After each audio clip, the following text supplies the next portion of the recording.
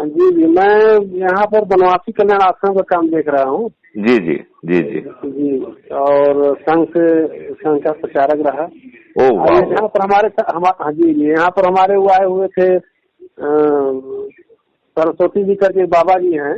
हाँ हाँ। कथा वगैरह करते हैं तो, और अपने पहले भारतीय जनता पार्टी और संघ से जुड़े हुए प्रचारक थे परमानंद जी जो है। हाँ हाँ। तो परमात्मानंद जी भी ये रहते हैं पेंड्रा में। हाँ हाँ। तो पेंड्रा अमरकंटक के पास।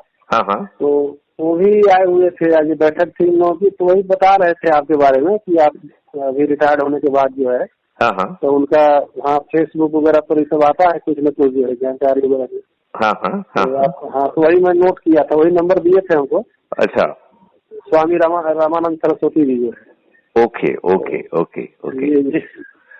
तो आपको आपने देखा वो सब crime free Bharat YouTube channel को सब्सक्राइब किया आपने? नहीं, अभी नहीं किया था, अभी तो गए लोग जो है, बहुत सारे बैठे थे।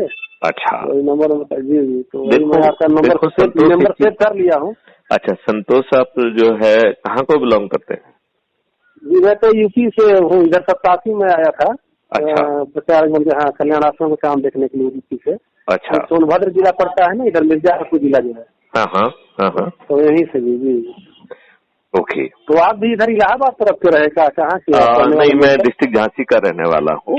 और अच्छा। हाँ हाँ हाँ हाँ, और IPS ऑफिसर हूँ 84 बैच का, और 2014 से 2020 तक DGP रहा हूँ रैंक में।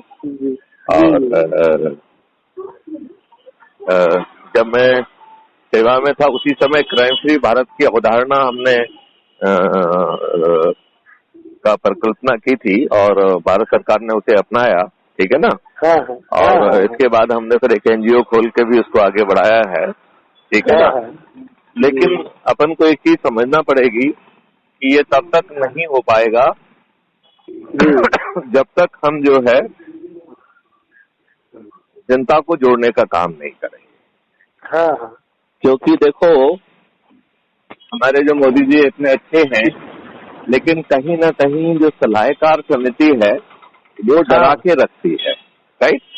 तो आप ये देखेंगे कि वो भी टफ निर्णय नहीं ले पाते हैं, ठीक है ना। वो पॉलिटिकली और डिप्लोमेटिकली करेक्ट निर्णय लेने की कोशिश करते हैं, और जो गड़बड़ियां देखा जाए तो पार्लियामेंट के मंदिर में हुई हैं, उन गड़बड़ियों को जो है हम लोग कोर्ट के रास्ते से कराना चाहते हैं, जो कि कहीं ना कहीं इस बात को दर्शाता है कि हम में वो बोल्डनेस नहीं है जो कि उन लोगों में है जिन्होंने इसी पार्लियामेंट के मंदिर में बैठ के गड़बड़ियां की हैं।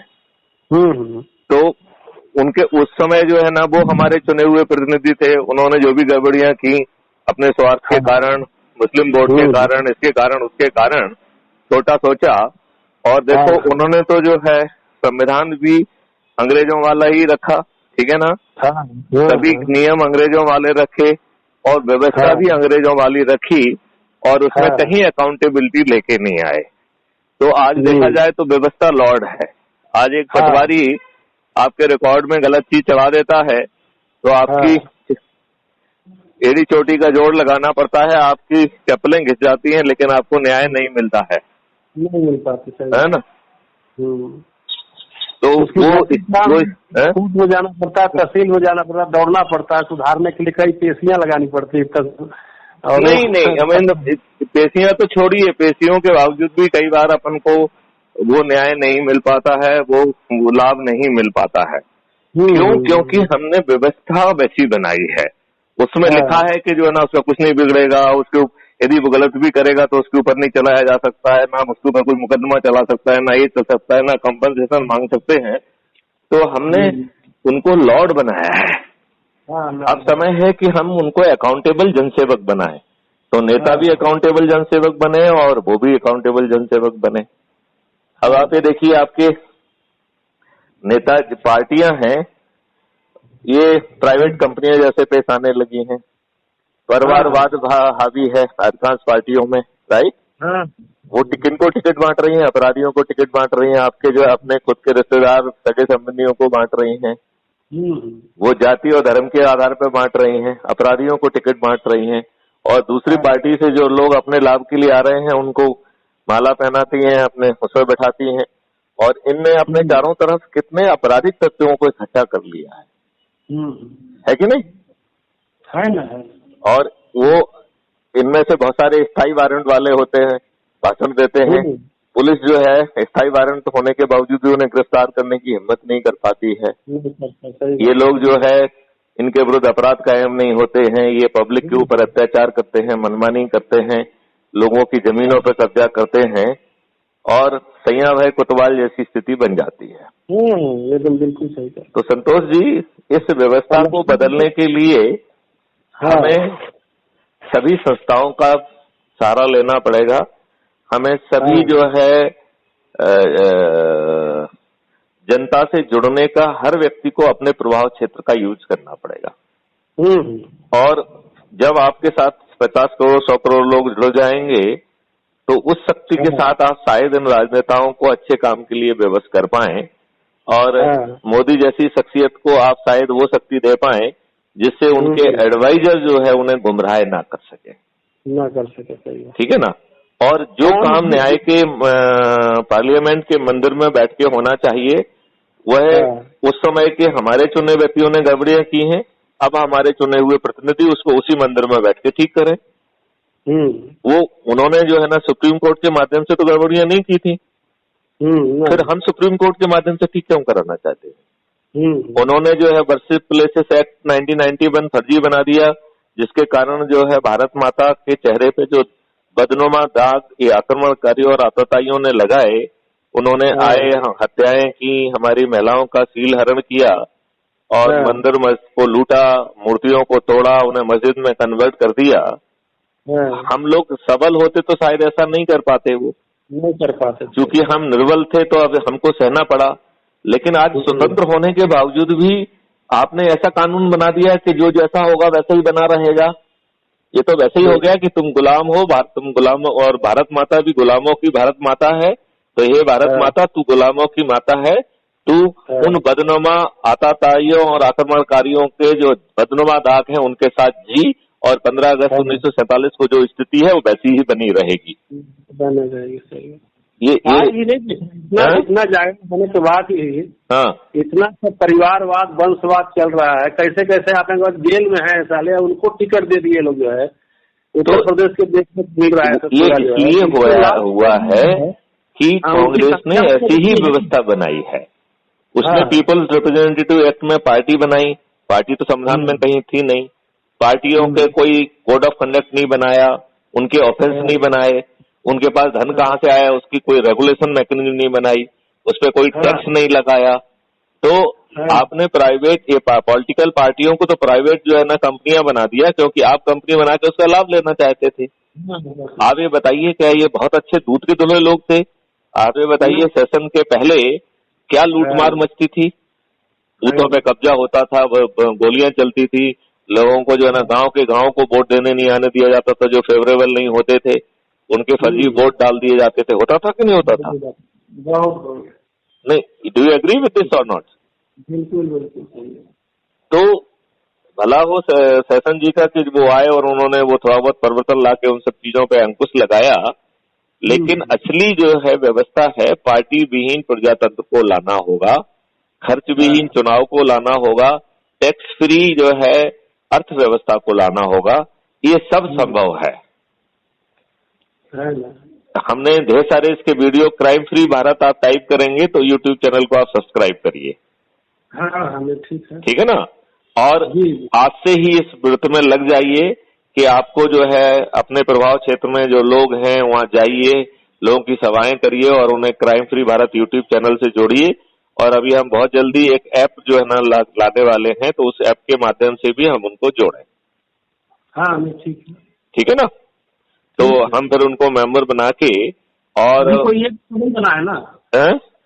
अभी ऐप तो नहीं बना है ना कोई? अभी ऐप बना रहे हैं, वैसे पोर्टल ऐप बना हुआ है, लेकिन हम एक बहुत प्रभावी ऐप बनाना चाहते हैं जिससे लोग वॉलंटियर बन सके, उनको हम ट्रेनिंग दे सके, उनको हम रेवेन्यू स्ट्रीम दे सके, उनको उन मेंबर्स को जो है पब्लिक में और फैलाव करने के लिए अपन तैयार कर सकें। क्योंकि देखो, आप पुराने समय में, संतोष गुप्ता जी आप समझिए इस बात को, कि पुराने समय में जब भी आसुरी शक्तियां बलवान होती थी तो हम लोग क्या करते थे? हम लोग तपस्या करते थे, ब्रह्मा से, विष्णु से, महेश से जो है ना, उनके ब्रह्मास्त्र जो अस्त्र शस्त्र लेते थे, देवियों से वरदान प्राप्त करते थे, और इन अस्त्रों और वरदानों से सुसज्जित होकर फिर हम आसुरी शक्तियों को विनाश करते थे। यही करते थे कि नहीं करते थे? यही करते थे ना। तो अब जो है इस डेमोक्रेसी में आज के राजनेता दैत्य जैसे हो गए हैं, आसुरी शक्ति जैसे हो गए हैं कि नहीं हो गए हैं? इनका आचरण किसी असुर से भला नहीं है, ठीक है ना।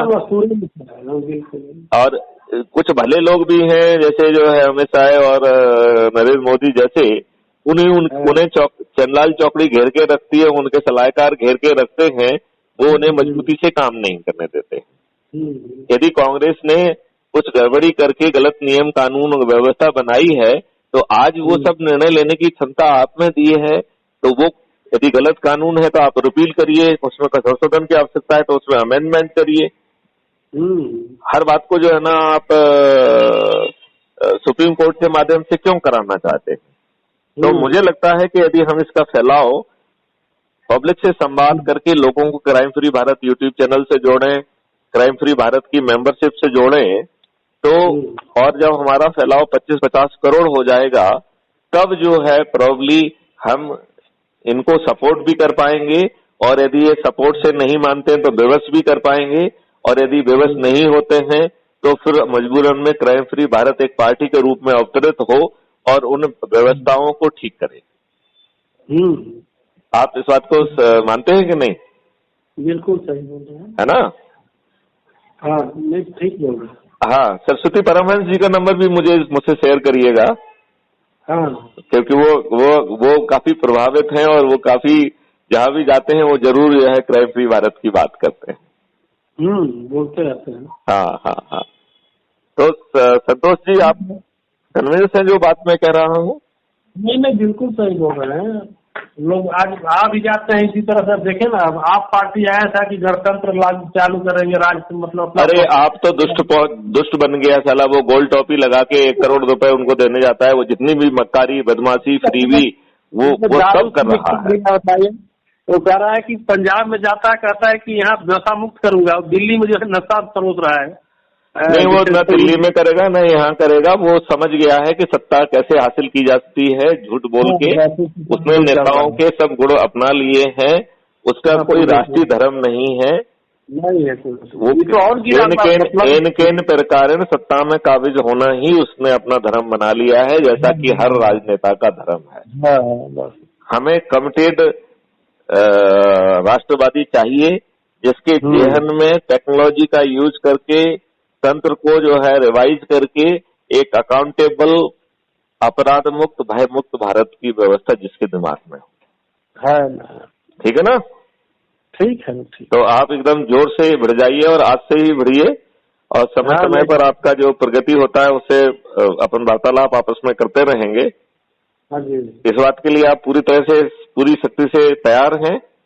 हाँ, मैं जाता हूँ ऐसे वहाँ पर। भोपाल में भी अपने कई मित्र हैं। देखिए, और पहले यहाँ पर आए, देखिए चतुर्वेदी जी करके हैं वहाँ पर। पहले ये थे वहाँ से, इसमें पीएचडी विभाग में थे। पहले अंबिकापुर में ही थे, वो भी जुड़े हुए थे। एक उपाध्याय जी थे।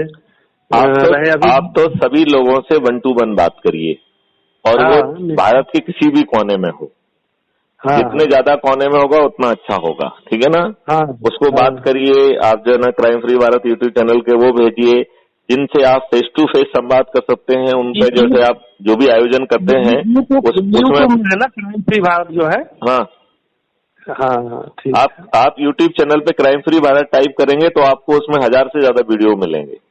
नहीं, ठीक। और उसमें जो है ना कर फ्री जो है ना खर्च विहीन चुनाव व्यवस्था कैसे आज से ज्यादा बेहतर और पारदर्शी होगी, जिसमें ना आपको पोलिंग बूथ में जाना होगा, ना कोई गड़बड़ी कर पाएगा, ना कोई वो कर पाएगा, तो वो व्यवस्था कैसी होगी। पार्टी विहीन प्रजातंत्र कैसे लाया जा सकेगा टेक्नोलॉजी को यूज करके। कैसे जो है हम टैक्स फ्री भारत ला पाएंगे, और डेवलपमेंट के लिए 4 गुना पैसा अवेलेबल होगा। कैसे जो है ना क्राइम फ्री भारत अपने आप में जो है इतनी रेवेन्यू जनरेट करेगा जो कि भारत में हर व्यक्ति को मालामाल कर देगा, और किसानों के लिए कैसे हम 4 या 5 गुना जो है ना उनकी इनकम बढ़ा पाएंगे, और आगे चल के तो 25 गुना इनकम भी बढ़ा पाएंगे। तो आप उनको उसको ध्यान से सुनिए और फिर अपन लोग संवाद में रहेंगे। आपको मैं क्राइम फ्री भारत मिशन की ओर से अपना वॉलंटियर घोषित करता हूं, ठीक है ना? आप इस बात के लिए तैयार हैं? हाँ हाँ बिल्कुल। तो मैं अपेक्षा करूं कि आज से ही आप बढ़ेंगे इस काम में। हाँ आज से मैं उसको कर ले रहा हूँ। 1 घंटे आपकी एनर्जी क्राइम फ्री भारत, समृद्ध भारत, खुशहाल भारत, निरोगी भारत, दीर्घायु भारत के लिए जाना जाएगी। क्या मैं ये भरोसा आपकी बात पे करूं? बिल्कुल बिल्कुल। चलिए, तो जय हिंद, जय भारत। और ये एनर्जी जो है आपके माध्यम से दूसरे लोगों तक पहुंचे और हम जल्दी जो है इस मिशन अभियान को राष्ट्रीय स्तर पर जो है ना पहुंचा पाए, उसकी जो है ना मैं अपेक्षा करता हूं, ठीक है ना?